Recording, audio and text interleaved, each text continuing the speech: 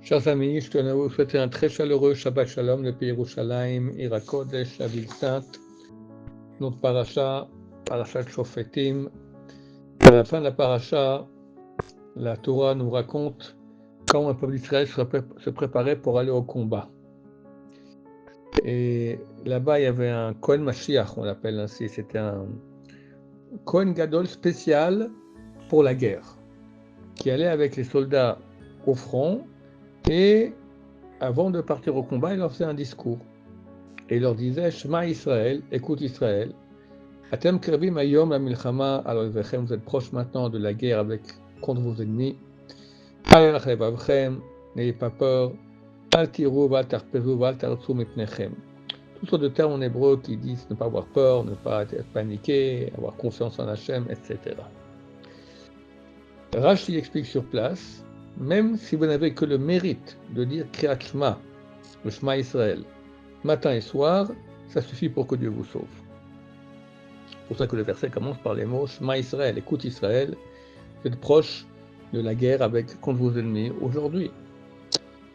Le Rav Chaskel Levinstein, c'était le grand mashgiach de Mir et aussi de la yeshiva de Ponovitch. Il a dit durant la guerre des 6 jours que ce que veut dire Chazal, nos sages de mémoire bénie, c'est pas simplement le fait de dire Shema Israël matin et soir. C'est vivre dans l'optique du Shema Israël. Shema Israël, Hachem Elokeinu, l'éternel notre Dieu. Hachem Echad, Dieu est un. C'est lui le maître de tout. Quand le peuple d'Israël souffre, il faut qu'on comprenne que Dieu est un, c'est lui le maître de tout. C'est lui qui gagne les guerres. Hachem Bal Mechama. C'est lui qui fait les guerres. C'est lui le maître de tout ce qui se passe. Et si on a confiance en Dieu et on vit ainsi, alors il nous sauve. On voit dans les juges, il y avait le juge Gideon. Il est parti en guerre contre le pays de Midian. Il a pris avec lui 32 000 hommes. Lui lui a dit, c'est trop. Ok, alors il leur dit, bon, tout celui qui a peur qu'il ait des péchés, tout ça, qui rentre chez lui. 12 000 sont rentrés, ils sont restés plus que 20 000. Dieu l'a dit, j'ai peur que s'il y a 20 000 personnes, ils vont dire qu'ils ont gagné la guerre parce qu'ils sont forts. Dis-leur de rentrer. Pour finir, il n'y a que 300 qui sont restés. Et avec les 300, ils ont gagné la guerre. Vous comprenez tous que ce n'est pas grâce à 300 soldats qu'on gagne une guerre. Forcément, c'était la main de Dieu. Dieu veut qu'on comprenne que c'est lui le maître de la guerre.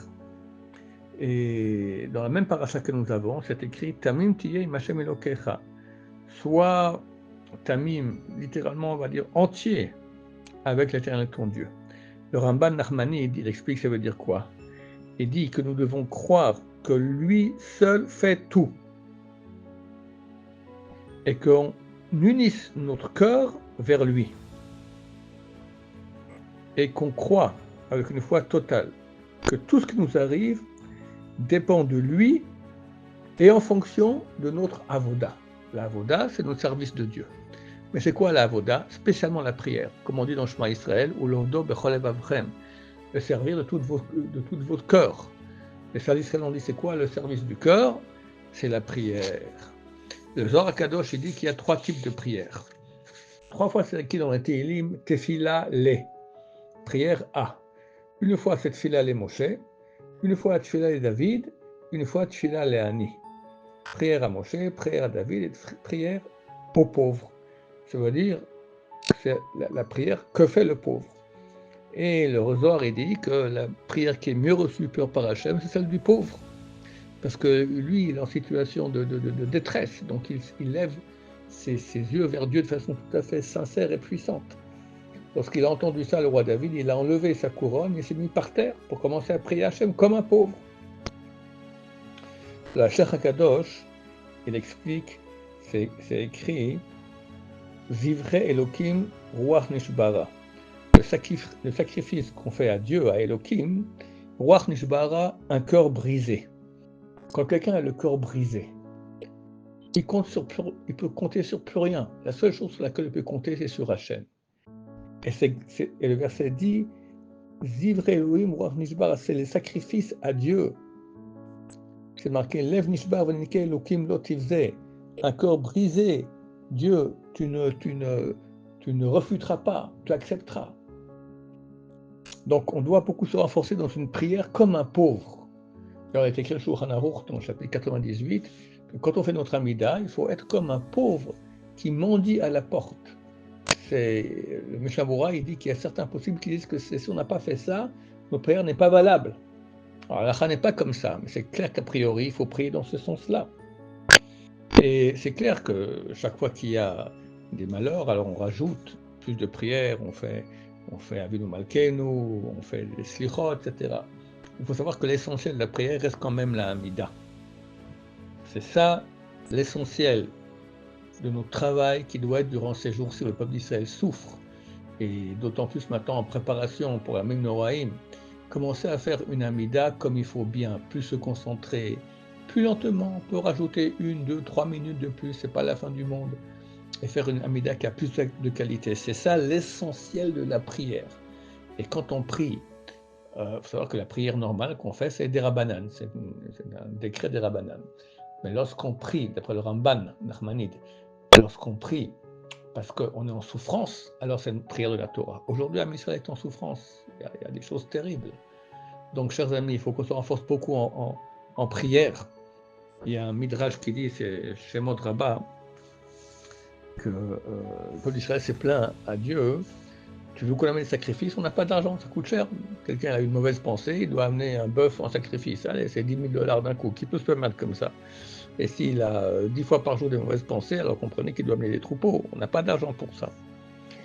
Alors Dieu leur a dit, Kroimachem dvarim veshuvu el Hashem. Prenez avec vous des paroles et faites chouva vers Dieu. C'est quoi les paroles? C'est de la Torah. Comme on voit au début du Sefer Dvarim, et la Dvarim Shar Divrei Moshe, voici les paroles qu'a dit Moshe, c'est des paroles de Torah. Le Midrash dit que Bnei Israël, ils ont répondu, El Yodim, on ne sait pas, on n'a pas Torah, on est ignorant, on ne sait pas. Alors il leur a dit, vous savez quoi? Vous allez prier, vous allez pleurer. Vos ancêtres, ils ont pleuré, ils ont crié en Égypte, je les ai sauvés.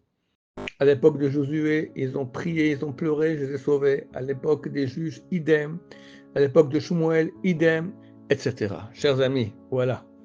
Le moment est venu, Yamim Noraim, dans moins de 30 jours, on est jugé, on est en situation de presque guerre avec l'Iran.